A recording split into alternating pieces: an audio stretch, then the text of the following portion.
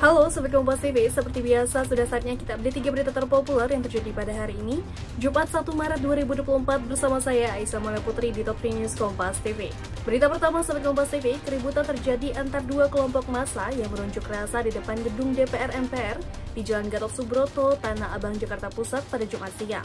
Keributan terjadi saat massa yang mendukung hak angket saling sindir dengan massa lain yang mengatasnamakan dirinya Gerakan Jaga Jakarta, Jaga Indonesia di depan gedung DPR MPR, Jakarta siang tadi.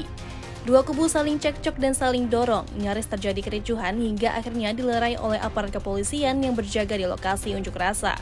Polisi pun akhirnya berhasil melerai kedua massa tersebut. Rasakan memancing kami karena kami melakukan orasi. Tolong kepada Bapak Polisi, kalau ini kondisi mau kondusif, tolong mereka geser karena kita dari pagi sudah di sini. Karena kalau terjadi rapat begini, kita tidak jamin orang-orang kita di sini karena mereka sengaja memancing. Saya harap polisi bertindak adil. Satu-satunya cara, tolong mereka digeser menjauh. Kalau mereka mau orasi, silakan mereka orasi. Kita tidak ganggu, itu hak mereka. Tapi hak kita juga jangan diganggu. Mungkin itu aja. Beralih ke berita kedua Sobat Kompas TV, ex-ketua Mahkamah Konstitusi Mahfud MD mengaku salut dengan keputusan MK yang melarang jadwal Pilkada serentak 2024 diubah kembali. Ditemui seusai lari pagi di kawasan Senayan, Jakarta terkait putusan Pilkada serentak tersebut, Mahfud mengaku salut dan terkejut. Terlebih terkait pembahasan ini yang tidak terlalu terdengar masyarakat, namun hasilnya memuaskan. Mahfud MD menilai putusan MK dalam hal ini dapat menghentikan dugaan langkah Presiden Joko Widodo yang diduga melakukan pengendalian di Pilkada 2024. Dari putusan ini, Mahfud menilai bahwa MK sudah kembali dengan marwahnya dalam memutuskan hal ini.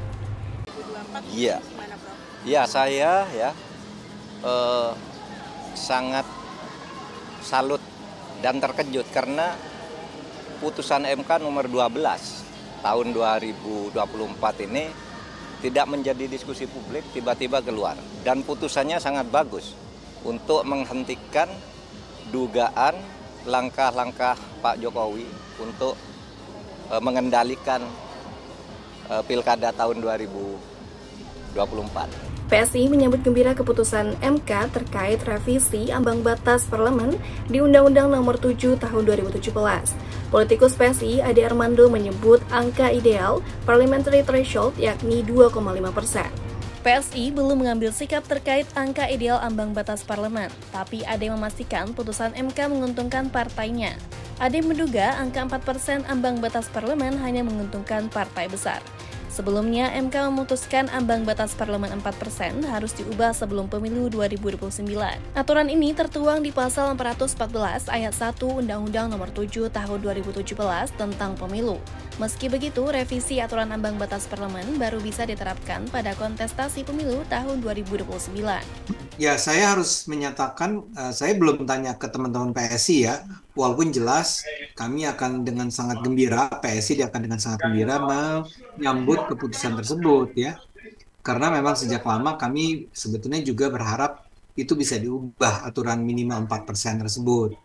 Karena itu menghambat, ya contohnya PSI lah 2019, saya nggak tahu 2024 ini kami akhirnya tidak jadi masuk ke DPR walaupun beberapa kandidat kami memiliki suara yang sangat tinggi ya, hanya karena terhalang oleh aturan 4% tersebut.